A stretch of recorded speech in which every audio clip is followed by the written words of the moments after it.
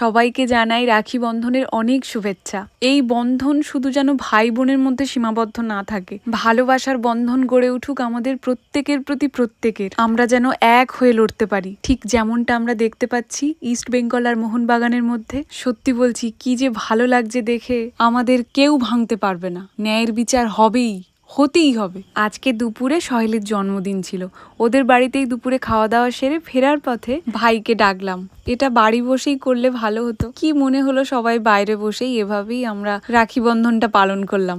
রাখি বন্ধনের পরে হয়তো একটু করতে হয় মিষ্টি মুখ, তবে সেই রকম ভাবে তো আমাদের কোনো পরিকল্পনা ছিল না, তাই হয়তো মিষ্টি মুখ হবে না। তবে আমার কাছে আছে একটা চিপসের প্যাকেট, ওটাই সবাই মিলে বসে খাবো। এবার সবাই মিলে ঠিক করছে একটু ফুচকা খাবে, তা আমার পেটে একদম জায়গা নেই। ওদের বাড়িতে দুপুরে যা খেয়েছি কাল তোমাদের সঙ্গে শেয়ার করব। চলো, সবাই ভালো থাকো, সুস্থ থাকো, সবাইকে ভালো রাখো। আজকে তাহলে আসি, দেখা হচ্ছে কাল।